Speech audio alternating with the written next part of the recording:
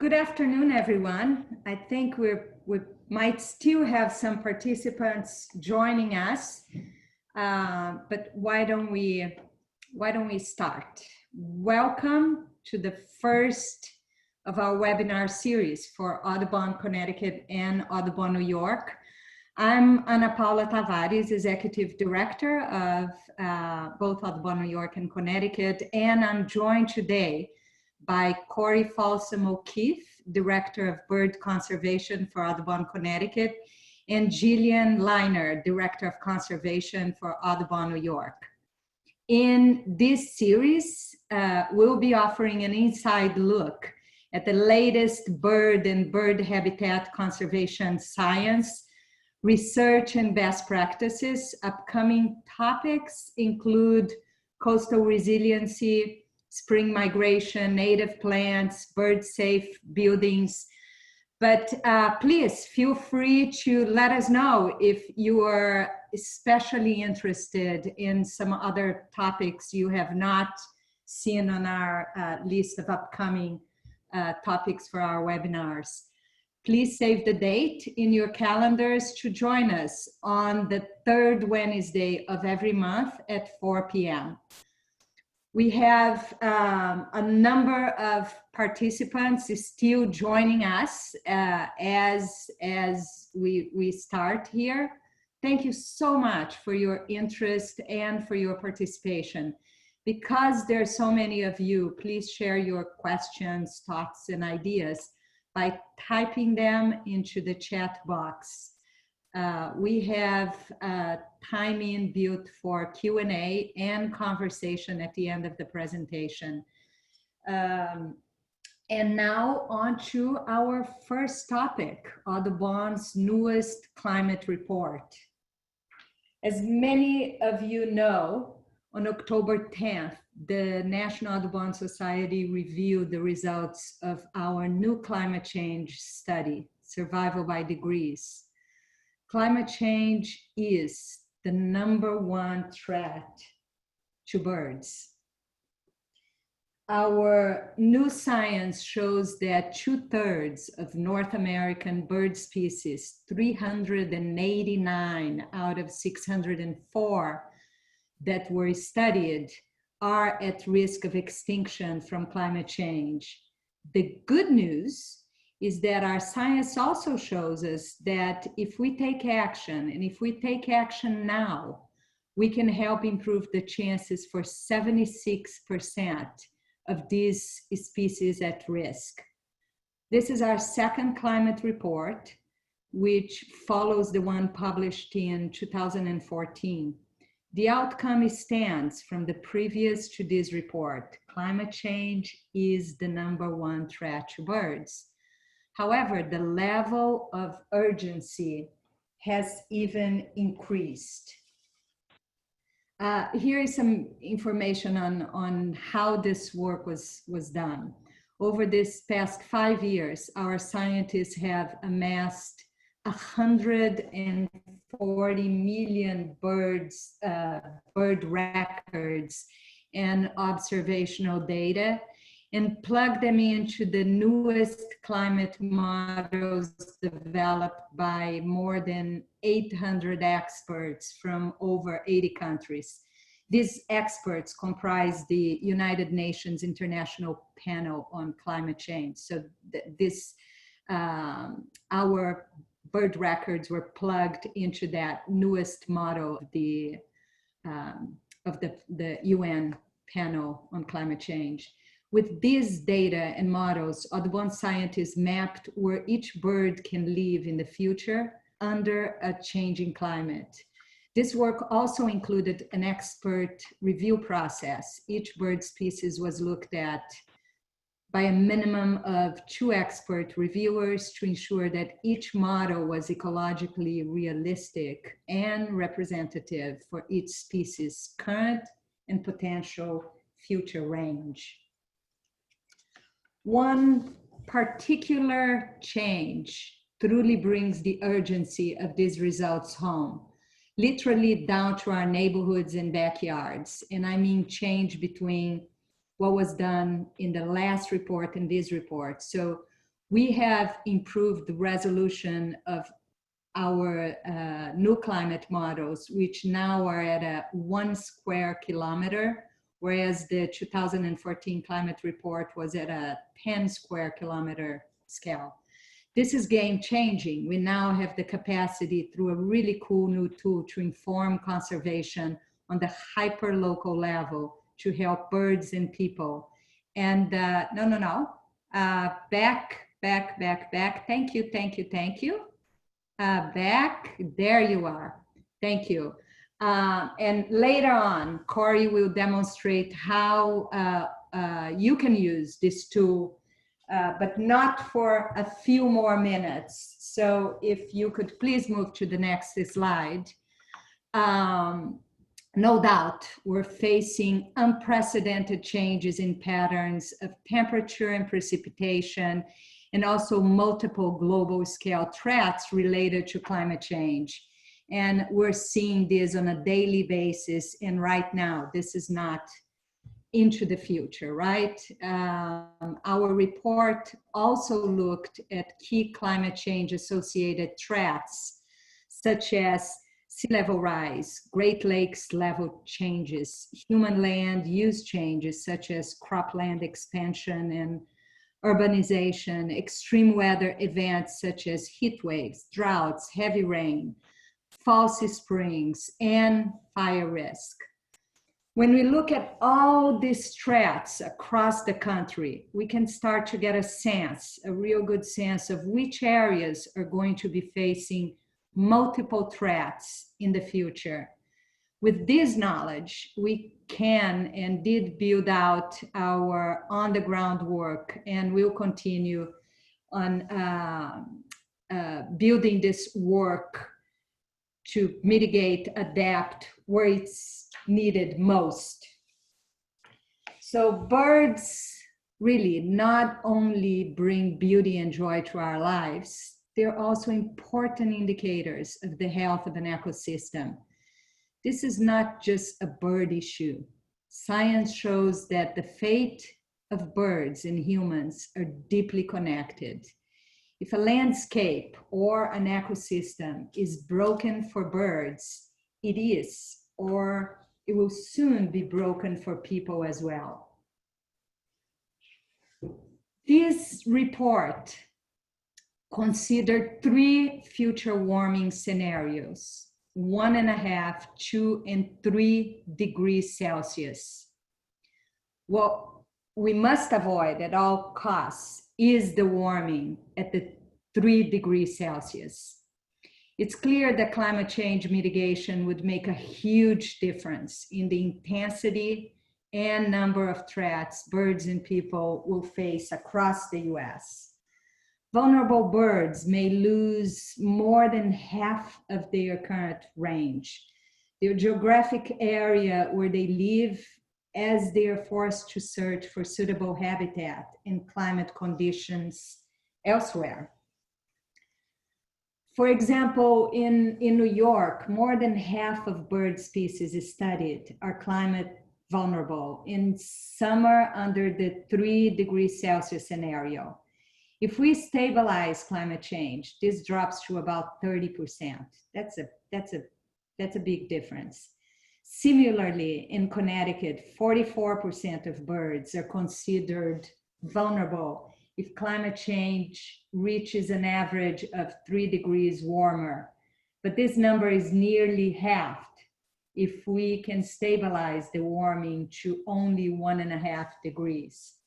And we consider vulnerable those the birds whose net range is negative. So they might lose some range and gain some new range, but we consider vulnerable those birds who will have a net negative.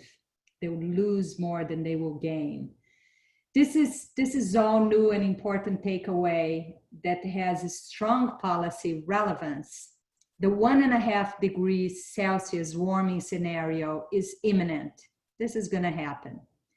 And the 3 degrees Celsius scenario represents a conservative measure of business as usual for the end of this century if we take no action to reduce emissions.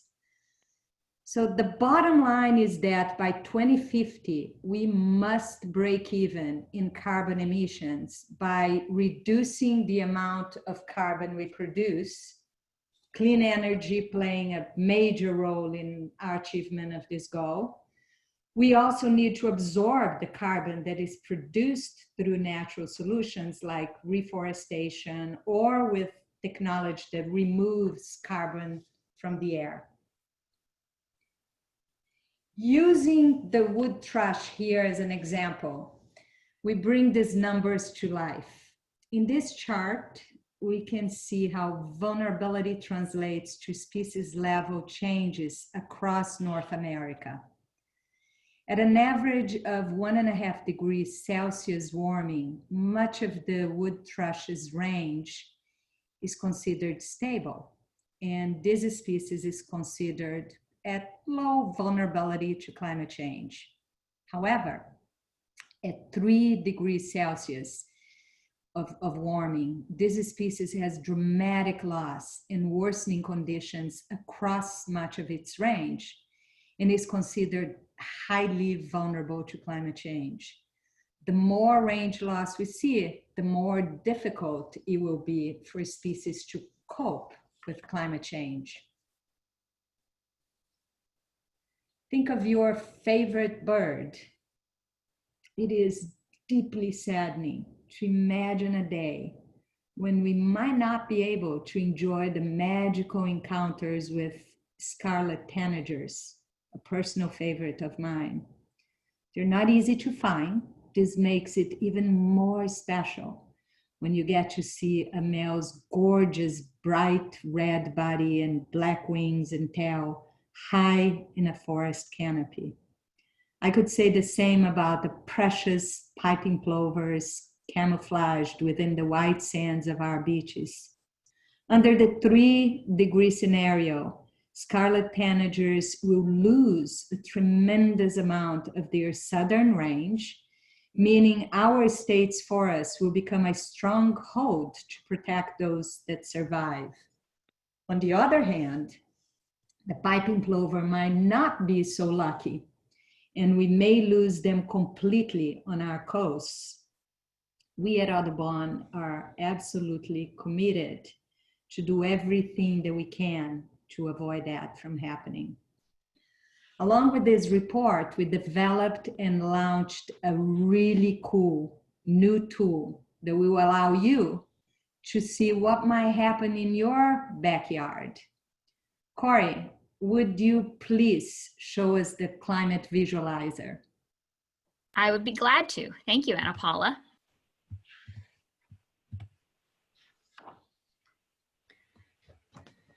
The Bird and Climate Visualizer is one of the most exciting interactive features of the new report that truly brings climate change home. The visualizer can be found at climate.audubon.org, and with this tool, you can plug in your 5-digit zip code and see the climate threats facing birds and people in your specific county. I have the tool open and have plugged in the zip code for the Bend to the River Audubon Center in Southbury, Connecticut. We will use this zip code to illustrate the tool.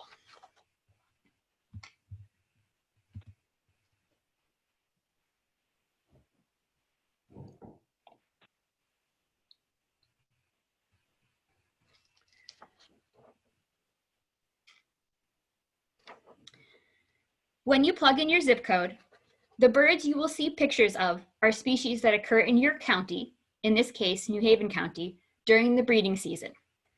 They are divided up into high, moderate, low vulnerability, and stable. And one thing to note is that species that are highly or moderately vulnerable are predicted to lose more than 50% of their habitat across their entire breeding range.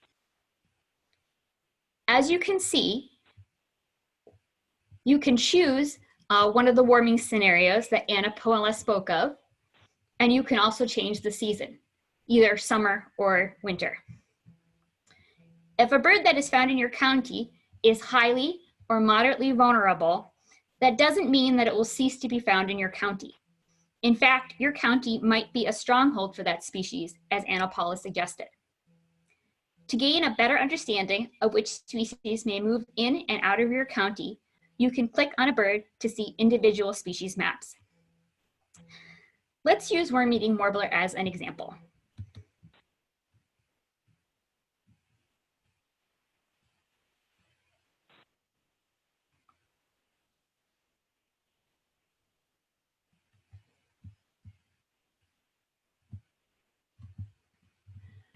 From the map, and I'm going to zoom all the way out here,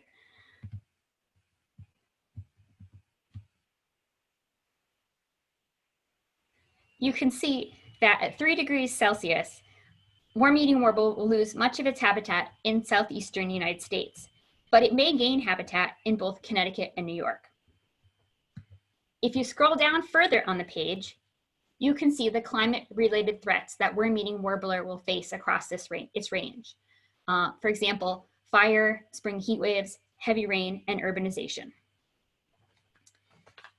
We hope that you are able to use the visualizer to learn about how climate change will affect some of your favorite bird species, and that their stories inspire you to mobilize your friends and family to put native plants in the ground, restore local habitats, join an Audubon chapter, and urge your local lawmaker to support climate change solutions.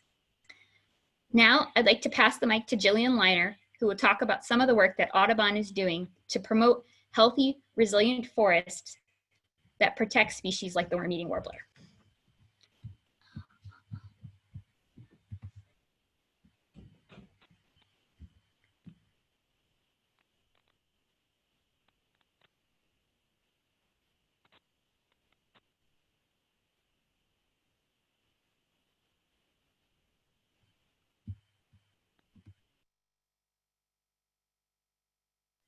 Jillian, you may need to unmute yourself. Can you hear me now? Yes, we can. Great. Hi, everyone. Sorry about that. Thanks, Anna Paula. Thanks, Corey. As we've heard, there are a number of species that are threatened by a changing climate, like the American woodcock and piping plover that are shown here on this slide. Ensuring that species like these persist despite the threats that we've been talking about this afternoon, we need landscape scale conservation that considers their needs now and also in the future. Conservation actions that enable these species to have robust populations and healthy habitats in the places they are found today, and considering where they may be in the future and what they need, will help them to adapt and respond to a changing climate. And 2 of Audubon's conservation initiatives, the Healthy Forest and our Coast program, are striving to do just that. Next slide, please. Our Healthy Forest initiative protects and improves forest habitat for declining species. There's nearly a third of our eastern forest birds that have experienced significant population declines over the past 50 years. And this program focuses on priority forested landscapes that support these vulnerable birds. And these typically are the large, intact tracts of forest that are found across our region. And the future of our forests and associated forest biodiversity lies in how these forests are managed. And sustainable forest management practices create healthy, high-quality habitat and helps increase forest resiliency. So our forest program works with foresters and land managers and landowners to advocate for forest management that promotes structural and species diversity and addresses issues that impact forest regeneration, like invasive species and deer overbrowse. And our work to protect and manage forests makes them healthier, more productive, and resilient to the stressors of climate change so that they can continue to provide us with the essential ecosystem services like carbon sequestration and flood control and watershed protection. And these are all important issues to us, especially when we start thinking about climate change. Next slide. Our coasts are some of the places where the impacts of climate change are most visible right now. And our coast program is working to make the habitats across our shoreline more resilient for birds and people. Similar to the forest work, we focus on the places that are most important for shorebirds, seabirds, and marsh nesting birds. We work with volunteers and Audubon chapters and partners to protect these places. And these are the beaches, islands, and tidal marshes across our shoreline. Shorebirds and other coastal birds, like this salt marsh sparrow that's shown in this picture, rely on those places to raise their young and rest and refuel during migration. These are their homes.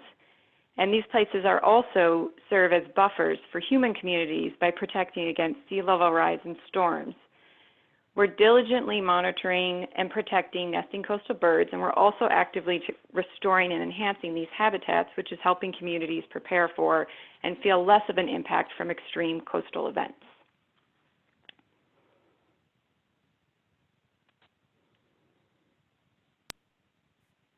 Thank you, Jillian.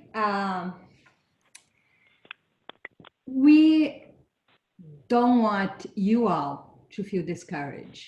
We want you to feel empowered and inspired to act, and to act quickly, boldly, and now.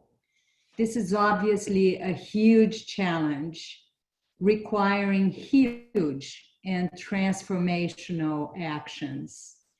At the state and federal levels, let's urge our elected officials to support climate solutions, including the development of responsibly sited and operated renewable and clean energy, both wind and solar. And yes, you heard me say responsibly sited and operated, which is really important for the birds we care for in our communities and beyond. And let's also urge our lawmakers to develop legislation and policies that support our coastal communities, which will be the first to feel the impacts, or I must say, already feeling the impact of climate change. This is still in our control. We can decide what the future holds for the birds we all love. If we take action now to keep global warming at the lowest projected warming scenario, 76% of North American bird species at risk will be better off. And definitely all of us, way better off. Large-scale conservation is essential, and Audubon is poised and uniquely positioned to get this work done. But we can't do it without the strength of our network. We can't do it without you. We can all play a really important role in these transformational changes that we want to see. The new Climate Action Handbook, online and in the latest edition of the Audubon magazine, has tips for how to amplify your own efforts to make lasting changes in the world. Birds are indicators, and climate change mitigation will lower the consequences of climate change for the most vulnerable people too, not just for the birds. So the key takeaway here is hope. We can decide what the future holds, bipartisan, community, and statewide efforts. We have ambitious goals, but it's imperative that we achieve them. In the next 3 years, Audubon Connecticut and Audubon New York will collaborate to improve 200,000 acres of Northeast forests by increasing diversity and improving the health of these habitats. We will also help conserve 5,000 acres of salt marsh and 5,000 acres of beach island habitat to improve coastal resiliency for people and for birds. So this is our shout out to all of you. We invite everyone, scientists, bird watchers, students, journalists, and nature lovers to join us in this effort. We need conservation champions, champions to act and to inspire others to act boldly. There's great hope for the future, but only if we act now. So that's our message to you. We look forward to partnering with all of you And for now, welcome your thoughts, your questions, and we have some time here. And my colleagues, Jillian and Corey and I are here to answer any questions you may have or to hear your comments. And they might be already, I see a few at our chat box, so let me see here.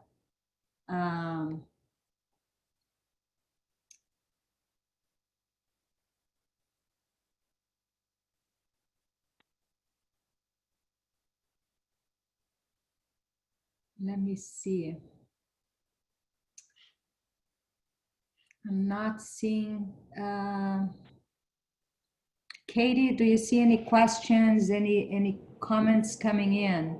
Where can we find more details on the climate models?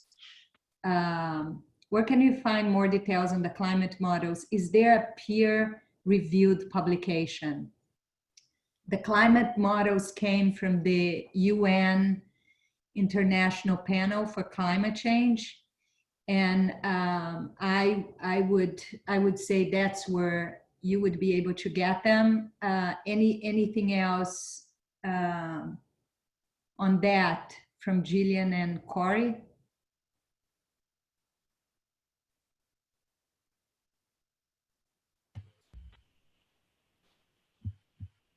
You need to unmute yourself.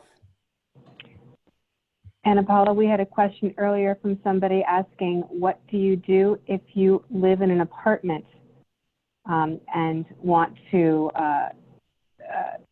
have no backyard?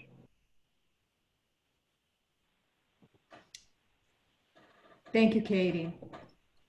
So I think there's so many things that you can do. One of them is see if you can start a community garden or join a community garden. Encourage those you know with a backyard to plant native plants and help birds during migration time by providing them with food and potentially even habitat during migration time.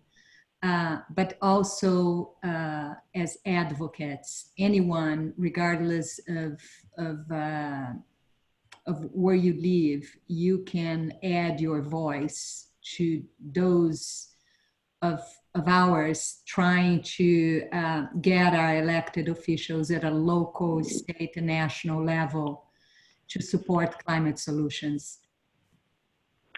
Also, Anna Paula, this is Jillian. Can you hear me now? Yes, we can. Thanks.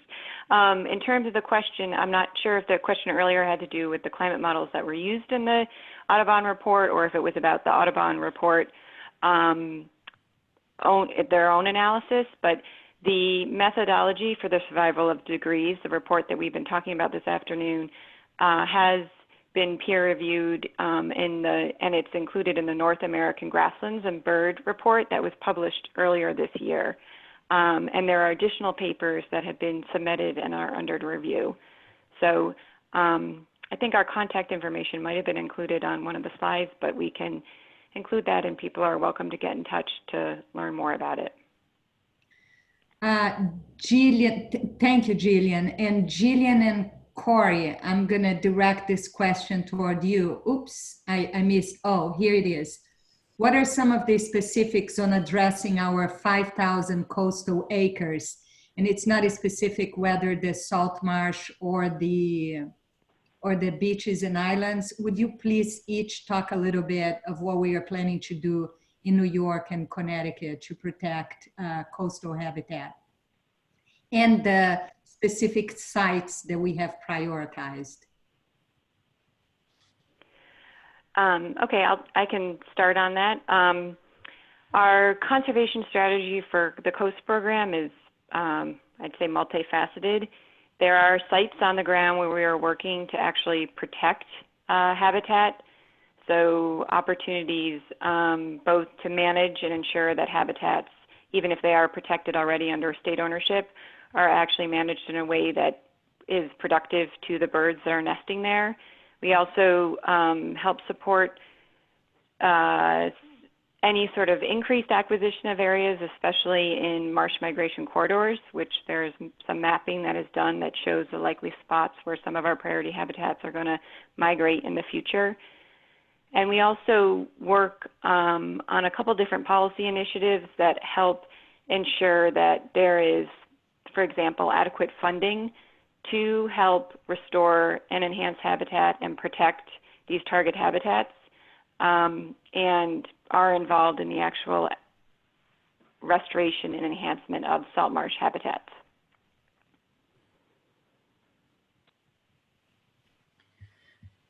I can take it from there, Jillian, and talk about some of the work we're doing to protect our beach and island nesting habitats.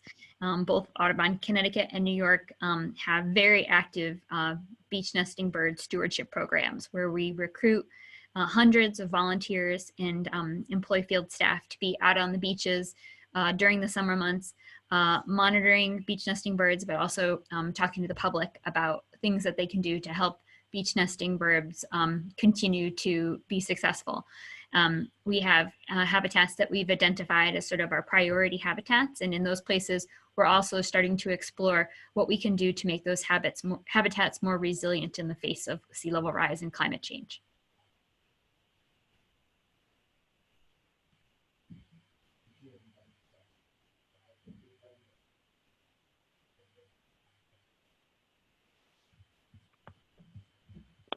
I'm looking for other questions, but Corey and Jillian, if you please help me out here so that we can Sure. answer the questions coming in. Yep, I'll start.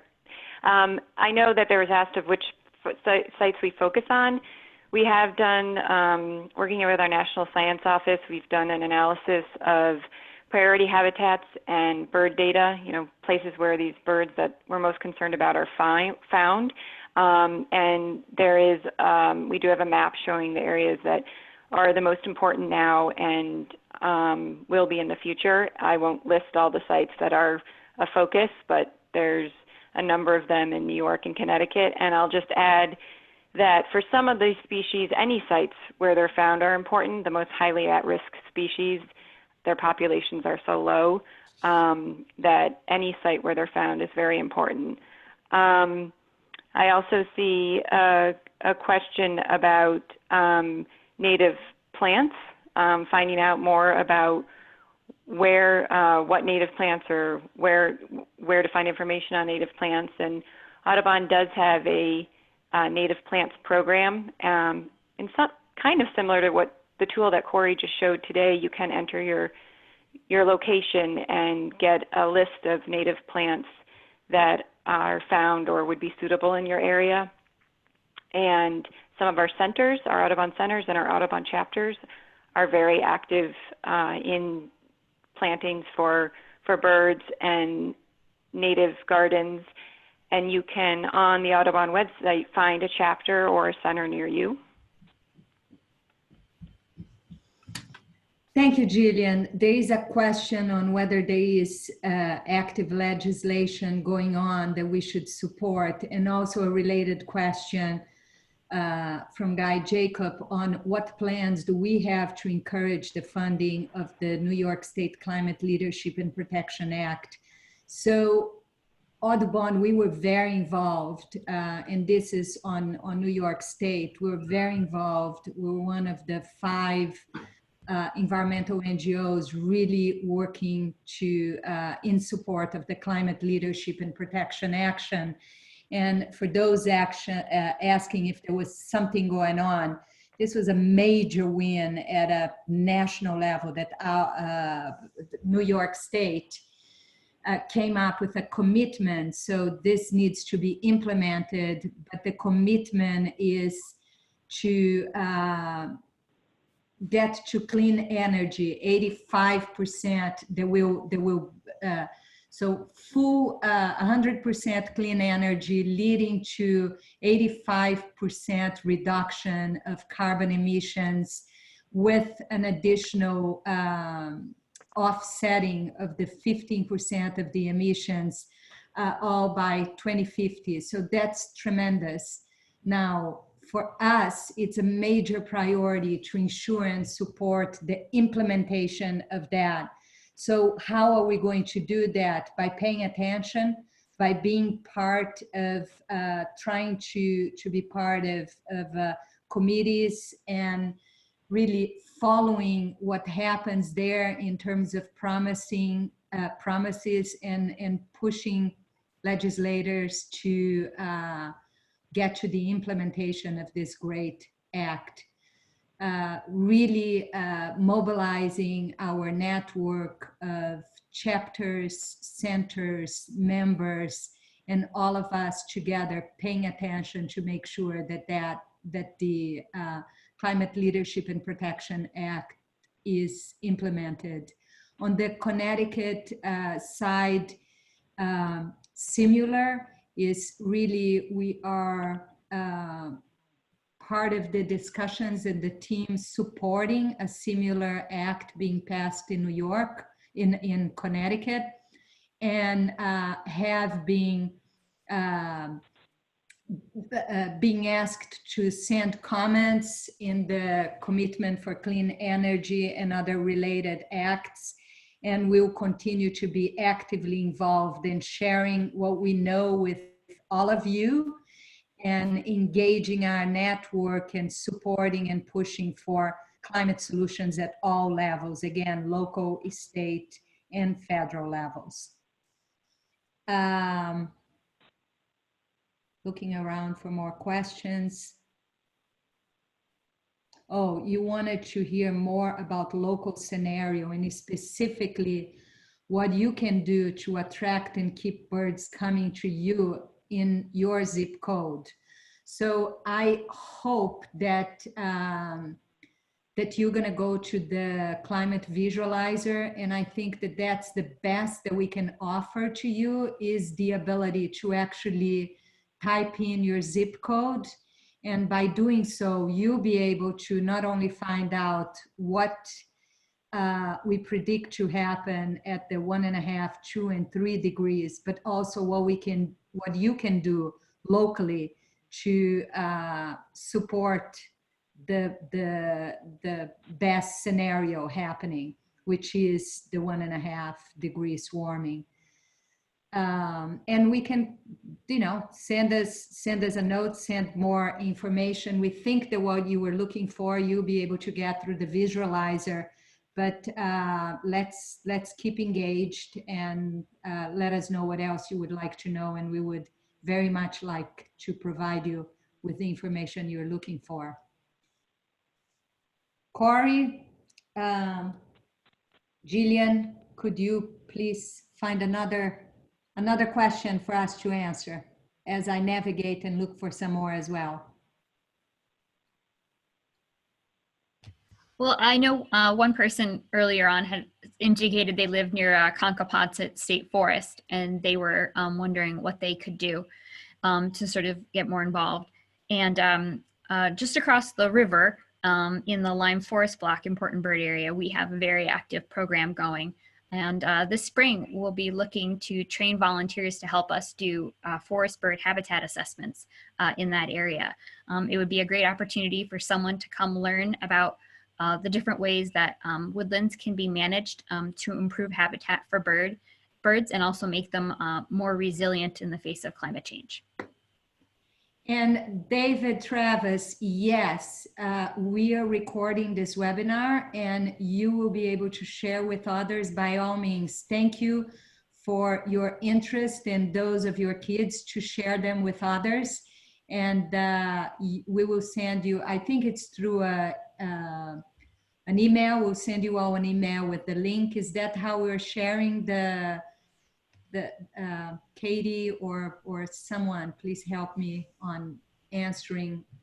Sharon, how will, yes, I got a yes here. You will get an email from us with a link and you will be able to and encouraged to share that with others.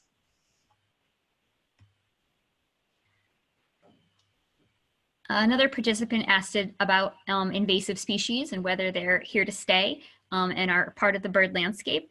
And invasive species are definitely a big problem for birds and other wildlife.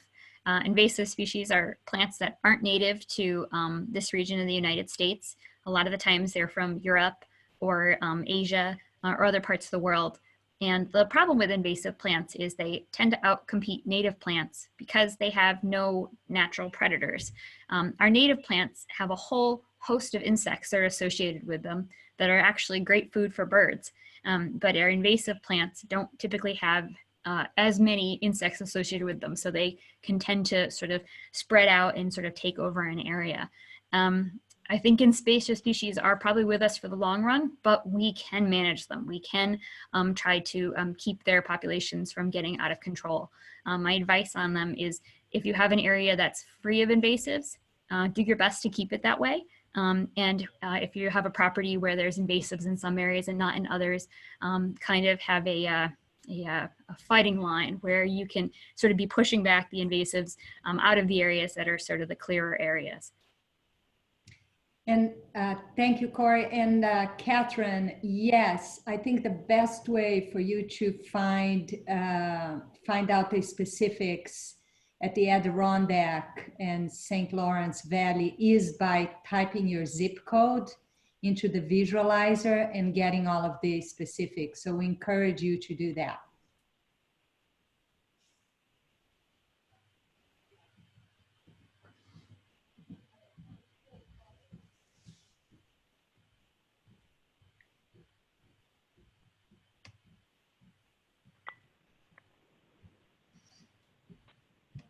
I think we're all looking here to find some more questions, so give us a second here.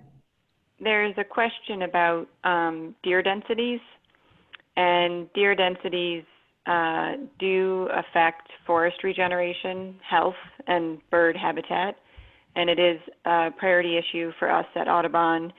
We're working on it in a few different ways, but one project that I will mention is a project that's coordinated by the Cornell University and New York State DEC and SUNY SF, which is a volunteer monitoring program called AVID.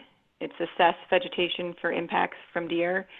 And that is a program that's monitoring wildflowers and trees on an annual basis to see how deer overbrowse or deer browsing may be impacting plant growth, and contributing that information and rolling it up for DEC to inform deer management. So if folks are interested in the issue and are interested in monitoring vegetation, I encourage everybody to look up AVID, again, Assess Vegetation for Impacts from Deer, and see if there's a way that you can get involved in it. I think that several of you are asking about where you can find native plants and better understand. At audubon.org, you can find not only by typing your zip code, the native plants, but also where you can find them. So encourage you to check out our website for that information. Plants for Birds is what you would be looking for to find about the native plants that would support the birds within your area.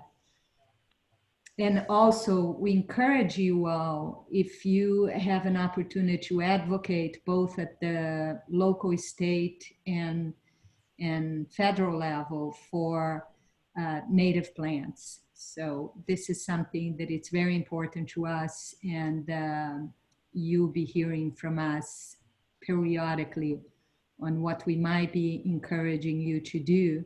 But that can be an initiative that you can take by encouraging elected officials around your region to support native plant throughout public spaces, parks, roads, and so on. Extremely important for the health of habitats for birds and for people as well.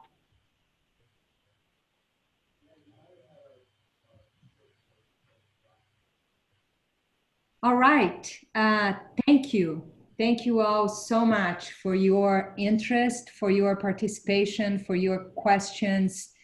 Most of all, for caring. Thank you for your belief in Audubon's work, and thank you for all that you do for birds, for nature, and for Audubon.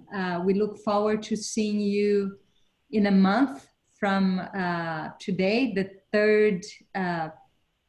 third Wednesday of December at 4 p.m. And then we'll be talking to you about the science that informs our work at Audubon.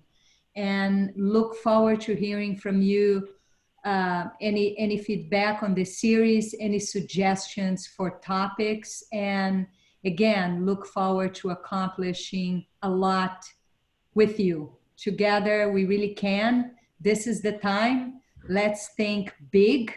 And thank you. And happy holidays to all of you.